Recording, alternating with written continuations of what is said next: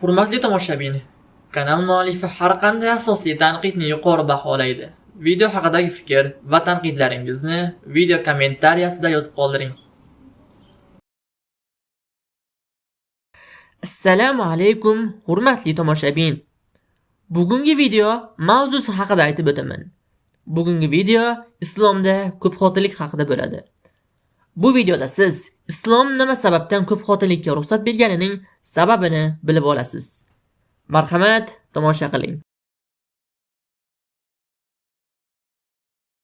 Islomda ayollar uchun erkinlik yo'q yoki islom ayollarning dushmani. Mana shu kabi gaplarni eshitgan bo'lsangiz kerak. Bu ba'zi bir islom tanqidchilari tomonidan aytilayotgan gaplar. Bu tanqidlarning sababi esa islom qonunlari va madaniyati hozirgi dunyoga mos kelmasligidir. Hozirgi dunyo inson erkin va o'zi xohlaganidek yashaydi desa, islom aniq qonunlarni belgilab beradi. Erkaklarda shahvoniy hirslar yuqori. Shu sababdan ham erkaklar 4 tagacha ayolga uylanishi mumkin. Shunday javobni eshitgan bo'lsangiz kerak.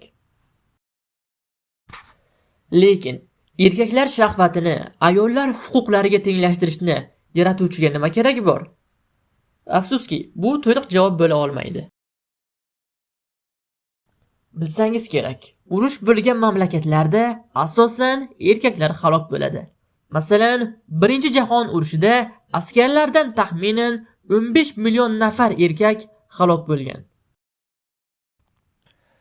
Fransiyada esa 18 yoshdan 30 yoshgacha bo'lgan erkaklarning deyarli yarmi qirilib ketgan. Bu Fransiya tarixida yo'qolgan avlod nomi bilan saqlanib qolgan. Fransiyada Birinchi jahon urushidan keyin millionlab ayollar hech qachon turmush qurish imkoniyatiga ega bo'lmaganlar. Sababi erkaklarning katta qismi halok bo'lgan edi. Germaniyada esa urushdan keyin vayronalar ayollari deb atalgan atama paydo bo'ldi. Sababi erkaklarning asosiy qismi qirilib ketgani sabab butun shaharni qulagan binolardan ayollar tozalagan edi. Urush davomida va undan keyin ko'plab ayollar beva qoladi. Bolalar yetim qoladi. Aksariyat aholi o'z boquvchisini yo'qotadi. Jamiyatning himoyaga muhtoj qismi qiyinchiliklarga duch keladi. Butun insoniyatning onasi bo'lgan ayollar esa og'ir mehnat qilishga majbur bo'lishadi. Aynan mana shu holatda jamiyatni tiklash uchun ko'pxotinlik asosiy yechim hisoblanadi. Islomda ko'pxotinlik maqtanish uchun emas yoki oliy daraja degani emas, balki urushdan keyingi muvozanat, ijtimoiy hamda iqtisodiy himoya bilan ta'minlash, yolg'izlikni oldini olish, mamlakatlarda aholini ko'paytirish, erkaklarni zinodan saqlovchi va shu kabi ko'plab tarmoqlarni o'zida jamlovchi siyosiy hamda ijtimoiy yechim hisoblanadi. Mana shu qismda e'tiroz bildirishingiz mumkin. Ko'pxotinlikning ijobiy tomonlarini eshitdik. Uning salbiy tomonlari yo'qmi? Har bir narsaning ijobiy tomonlari bilan birga salbiy tomonlari ham mavjuddir. Lekin islomda bu kabi muammolarning oldini olish uchun huquqiy masalalarda yechimlar taklif qilingan. Ulardan biri erkaklar soni ko'payib, ayollar soni kamayib ketishidir. Islomda 4 tagacha uylanishga ruxsat berilgan bo'lsa-da, bu majburiy emas. Bunday holatda mamlakat ko'pxotinlikni cheklash huquqiga ega bo'ladi. Bunday hodisalar tarixiy davrda deyarli bo'lmagan.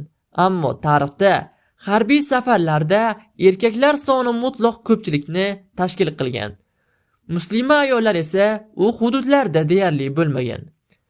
Aynan mana shu muammoni hal qilish uchun Qur'onda ahli kitoblarga, ya'ni xristian va yahudiylarga uylanish sizlarga halol qilindi degan oyat nozil bo'lgan.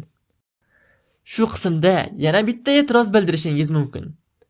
Islomda 4 tagacha ayolga uylanish halol qilindi, lekin Muhammad payg'ambar 9 ta ayolga uylangan. Bu haqida nima deya olasan? Aynan mana shu mavzu haqida keyingi videolarda to'liq qilib video chiqaraman. Ungacha esa salomat bo'ling.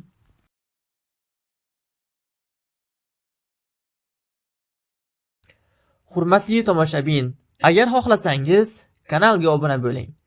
Chunki kelajakda bu kanalda ko'plab islomiy mavzularda videolar bo'ladi.